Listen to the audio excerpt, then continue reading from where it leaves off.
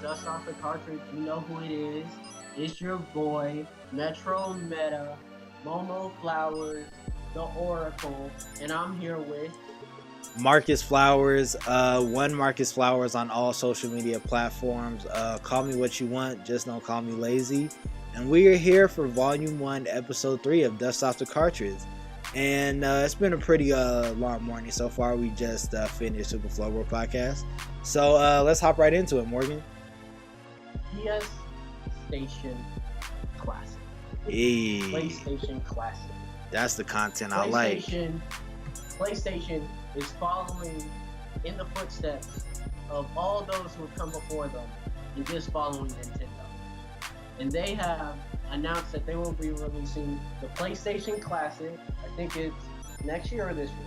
It releases this year, I want to say December 4th for $98. I could be wrong on the date, but I know it releases in early December. Yeah. $100. That's the thing. At least Nintendo sold it for $60. But this is going to be very interesting.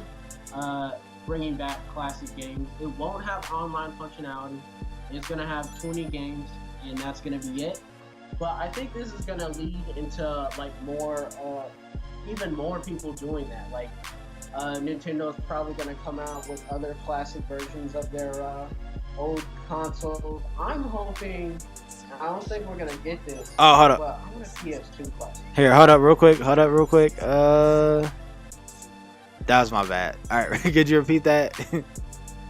I want a PS2 classic. Yeah. No, I'm super excited. Metal Gear Solid, Tekken 3, Final Fantasy 7, Resident Evil. Final Fantasy. You gotta get on. Not let Final Fantasy die. Nah, man, I gotta play it. Final Fantasy is also coming to the Switch next year, I think. I'll play it on the Switch when it comes out on the Switch. So yeah, I think it comes out. I want to say, December 3rd. Exactly 24 years after the original system launched in Japan, and it will cost $100. Yeah. You can pre-order it right now at Amazon, Best Buy, GameStop, Target, and Walmart. And remember the rule for pre-orders. Pre-order hardware, never software. Yep. All right. So, moving on. The Swiss fan protest. So you heard about this, right? I heard briefly about it, but just fill me in. So, Swiss football team, that's soccer for us Americans, they were having a FIFA esports team that they had just picked up, and the fans were so upset they didn't want the club spending their money on esports because they didn't see it as a real sport. That they put up, they put up a sign that said "not a sport," and they threw Xbox controllers in the stadium, which that's what hurt me because those controllers are $60, Marcus.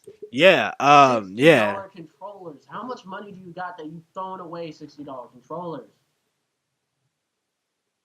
Okay, so just I'm reading the article about it. So the global esports economy is expected to grow by 38% to 905.6 million this year, according to market intelligence company Newzoo. And they also said Western Europe, more than any other region, is characterized by localized esports ecosystems that operate next to regional tournaments and leagues.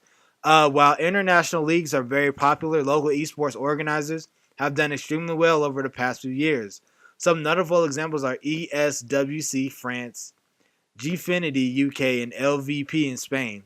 As audience across countries are culturally diverse, many sponsors, media companies, and investors that operate on a local level are looking for esports initiatives that match their strategy. So basically, that just like people just want to make more money. Like it makes sense. Like that's the thing I think people don't get about esports is like they're like it's not a sport, and the problem is that's not what anybody cares about. Like, yeah, people are making money, people enjoy it, just let people enjoy it, and it can be very interesting. I think the Overwatch League European finals were like about last weekend, Yeah, and we will. and Before you continue, sorry to interrupt. We will be doing an Overwatch World Cup preview, um, in early late October, because it's all I think it's all done until yeah the end of October. We'll be doing a preview of that. But continue. yeah. But that was like last weekend, and you could see how people were excited to like root for their country and for their team. And Britain lost to France, and you could just shout out to Stylos and the Overwatch community. You could see his face; he was so upset. But like, it's just people want to do and experience what they want to do. And I think the thing that people get tripped up about sports is they forget that there's a whole lot of things that are called sports that nobody thinks about. Like chess is called a sport. What? Well, I don't remember a lot of sports. I really don't. But like the thing with sports is it's not about athletic prowess. It's about being skilled at an activity that people play for fun. That's basically what a sport is. It's taking something millions of people enjoy uh, casually and for fun and taking it to its most extreme level to the point to which nobody else can top you. And when it comes to pro gamers, like they're good at that. They're really there's some pro gamers out there where I'm terrified of the idea that they're in the world because they're so good at these games. And people just need to let people enjoy what they want. And it's a club. Like the club gets to spend their money on what they want. Like you gave them their money. If they don't want to spend on the team, that's their prerogative. Yeah, definitely, definitely. So But yeah, Castlevania Requiem. that's coming to PS4. Super exciting. And with Metroid Prime 6 possibly getting a new trailer or announcement at the Game Awards, Metrovania is back, baby. It's back. Yep, We and no longer have to deal with the indies. And Requiem is a new 2 pack that includes the classic Symphony of the Night and Brando of the Blood. Um, yep, and it's a yep. If you want the enhanced set, it's never going to come to another platform. So it's basically once again PS4 or your sore. Yup, yup. PS4 gives us, and they take it away. And they do a lot of taking. And NBA 2K League Draft, when is that? That actually happened this past Thursday, the 26th, and it was the 4 expansion teams: Hawks Talon Gaming, Next Gaming, T Wolves Gaming, and Lakers Gaming all had their draft, and that boy Shots was drafted first overall, followed by Nate Call, who was the MVP of he was the Finals MVP, and followed by T Wolves Gaming drafted O'Leary, and O'Leary he's currently playing with one hand because he was injured at the Madden shooting that happened last month. But they traded him. He's now on Cavs Gaming, and yeah, I'm very excited for the season. Yep, When and does the season start? I believe it starts next May. I could be wrong. I could be wrong. So Yeah. yeah, don't quote me on that. But Top three teams, bro. Top three teams. on my top 3 teams, I would definitely like to see Knicks Gaming repeat. I think Brooklyn's going to be pretty good as well. I also think the Lakers have a pretty good chance just because they drafted a big and they also drafted a point guard that they can instantly build chemistry with. I also think Raptors Uprising will be pretty good, and Blazer 5 as well. Only thing I'm looking at Blazer 5 is because they lost one of their big three, so that will be it'll be interesting to see. But yeah, I'm very excited for this season. Good. All right. All right. Moving on. Red Dead Redemption 2 is gonna be 105 gigabytes. Wow, That that's that well, that's first the biggest yeah, console download game ever. Literally, yeah. it's the biggest. I definitely got to get it on the disc for sure. Get it on the disc, people, and you know there's gonna be a day one patch, plus like DLC and all that other stuff. Do you think there's gonna be a season pass? Red Dead Redemption, no. because what happens is they'll probably what people want to happen and what will probably happen is this.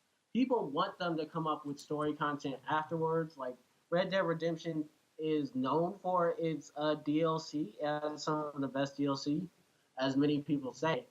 But what happened with GTA 5 is they released the game and they were going to make story based DLC, but um, then the multiplayer came out and that just blew up, and they were making so much money from that multiplayer that now they don't feel the need to sell off any story based DLC, and they still don't. Like GTA 5 is still one of the biggest money making IPs out to date. It's still in top sold games, and it's like almost 5 6 years old. So what I think is gonna happen with Red Dead is the game's gonna come out. It's gonna be amazing. Then the multiplayer is gonna come out, and then that's gonna blow up, and they're gonna make so much money from that. They're not even gonna bother with the story. And DLC. with the story, we're gonna get Black Cowboys. Bam, bam, Black bam. Cowboys will perform. Yeah, Confirmed. definitely. Have you ever been to the Denver West Black West Museum? I keep saying the name wrong. It's over I think there. I have. It's over there in 5 Points, but it's basically dedicated to Black Denver because you know Denver was at one point the Harlem of the West for African Americans, and we did have a heavy Black cowboy culture, so I'm very excited for that. Yeah, should be super fun. Gonna be really good. Moving on. All right, so Moving on. I must admit, you were right. I was wrong. Call of Duty is not overthrowing Fortnite anytime soon. Fortnite has expanded to cross-platform the PS4. I can see why PS4 did this move because they didn't want to leave money on the table. So makes sense.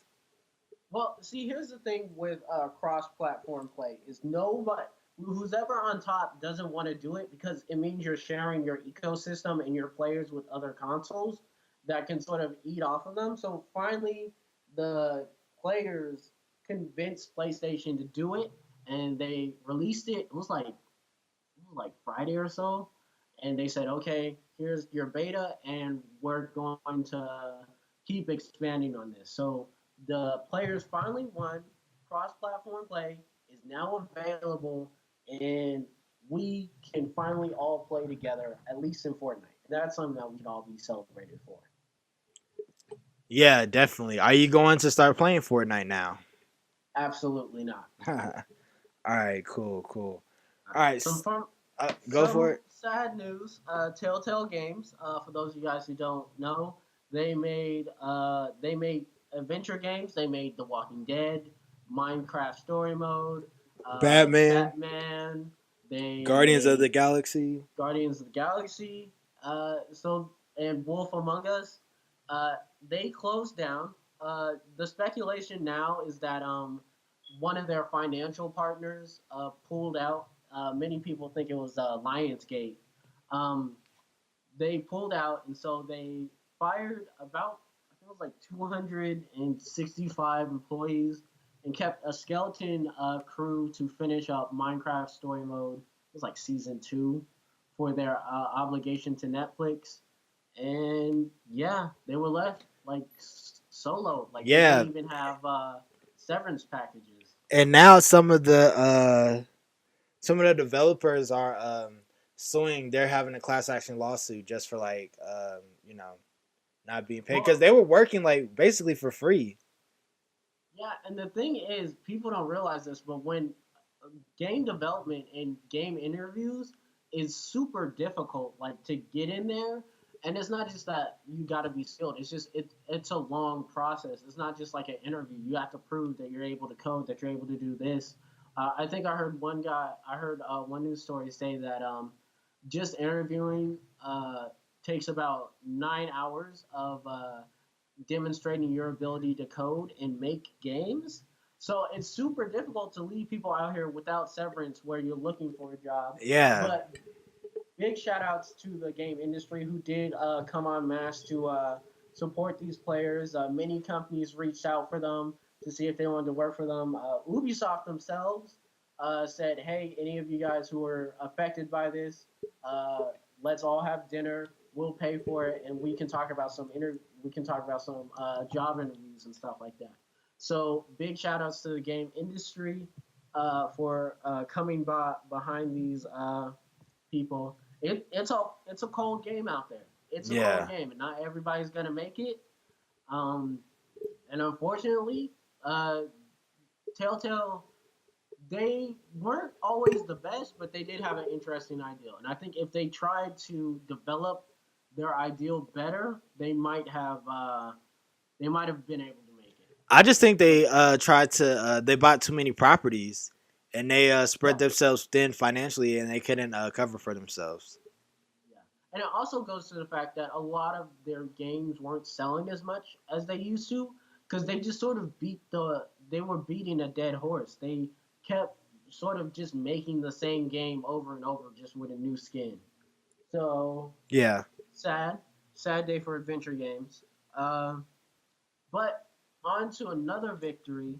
Ubisoft has fought off Vivindi. Have you ever heard of Vivindi? I have not, no sir. For those guys who don't know, Vivindi is it's a massive French entertainment corporation. It's basically the French version of Disney or Tencent, and they were buying up stock in Ubisoft, and they had gotten to like 25%.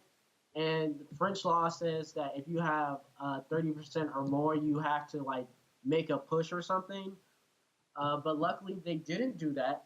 And the Guillemot family, which owns Ubisoft, Ubisoft is family owned, ironically speaking. But they did many things to fight them off, and they made deals with like Tencent and stuff to fight off Vivendi. And I think it was like yesterday, Vivendi announced that they're pulling out their stakes in Ubisoft and they're selling away their shares. They're supposed to be done by March 25th, and they had about 6%, 6 shares in Ubisoft. And those things are going to sell like hotcakes. Like Ubisoft is like actually doing really well this year. Like Far Cry 5 sold amazingly. Assassin's Creed Odyssey comes out in like a week, and that looks very interesting. So Ubisoft's doing really good right now. So those stocks will be gone probably by like January. But this comes to the fact that like one of the things the Guillemot family said if they were to be taken over by Vivendi is that they wouldn't be able to do as much as they do. Like Ubisoft is known as being a cold corporation, but they do certain things like they gave Assassin's Creed a year off after the last one flopped in order to give them more time to prepare it. And I think they're doing that again after Assassin's Creed Odyssey. And so they're really going. It's a good day for Ubisoft and for people who appreciate what they do. Because even if there's a lot of people out there who don't like Ubisoft, but their games appeal to a lot of people.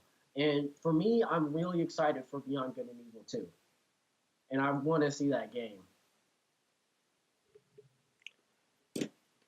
Oh, oh, But what yeah, about you? definitely, definitely. Nah, I agree with all of that. Sorry, I had my mic on mute. Yeah. Um, but on from that, it's time for the boss battle. Our question this week is: should sports teams have esports teams? Um, Yeah, oh, I'll go. go ahead. I say yeah, just because I know some people like don't some people respect esports, some people don't, but at the end of the day it's just like another way to make money. Like you can't tell a person like, "Hey, here's a way to make money, but don't do it." Like, and I feel like it's going to get to the part where we see like there's already a 2K league, but we see like a Madden league, an MLB Live league. There's already a FIFA league, so it's just like it's going to keep growing until we see like the Denver Nuggets Overwatch team or something like the Minnesota Timberwolves Call of Duty team. So it's just I just feel like it's going to keep growing. Like it's just like a whole other avenue of like just sporting and esports, and even I think one day like esports will get into the Olympics. Like I'm not gonna say this year. I won't say the next one, but it will get into the Olympics someday. And so I just think it's going to it's like it's just another. I don't think people realize like just because I was just like on the fence about like esports, but like once you start watching and you get into it and you start knowing like the players and the teams and like the rivalries, like it's really like it's just as entertaining as like basketball or football or baseball. So it's just like I feel like it's just another avenue for content that we can consume. Yeah, and real quick, no shout outs to the Denver Nuggets because they do own an esports team. They own Overwatch League LA Gladiators, but they're not in Denver. So I'm upset about that. But the reason why I chose this question is because often like esports is because it's been in like this gray area, this open area for so long. The problem becomes that a lot of like shady stuff can happen. Like as much as people might not like the NBA or the NFL, they have certain rules and regulations. Like the players get watched after, they get paid, and all this other stuff. But like there was a news story a couple weeks ago where this one guy he just dropped out of college and said, "I'm just gonna make an esports team," and he did. He made an esports team, and they were pretty successful. But like he wasn't playing his players. Shout outs to my boy Dante over at San Francisco Shop. He was on that team for like 3 months, and he was like, "Yeah, I was there for 3 months. I got paid once, and I'm just moving on." And I'm just like, that's not okay, because this isn't like some. It's not like LeBron James didn't get paid for 3 months. Now he's upset. You're talking about like an 18-year-old or somebody who's like 16, 18, just got hired on a team, didn't get paid for 3 months, and he gave up everything that he was doing in order to do that. And that it leads to a bunch of it leads to a lot of corruption, and it leads to a lot of young children being just screwed over, a lot of young talent being screwed over because there's no one watching it. And that's why I think as much as a lot of esports, because there's this ideal, and this comes up a lot in the Overwatch League, where people don't like the like forced brand. Like I think I saw one tweet, and it was just like, "Yeah, let's celebrate London, a team full of Korean players owned by an American company, saying they're repping London." Like a lot of people hate the idea of a forced brand, and me myself, when I was growing up, I have to admit I did say that. I did when I was younger. I said, "Wouldn't sports teams be better if they were forced to only recruit from like the state that they're repping? Like if the Denver Nuggets could only get their players from Denver, wouldn't that inspire more of a hometown feel?" But then again, you get to the ideal that the teams wouldn't be as good as they are now, and it'd be harder to find players, and it'd be harder to keep up as many teams, just because there's not always going to be like 24 or 25 good basketball players in Texas all the time. And so I think the reason why I like these team structures is because it is fun, it is exciting to like rep your team, have all the graphics and all that.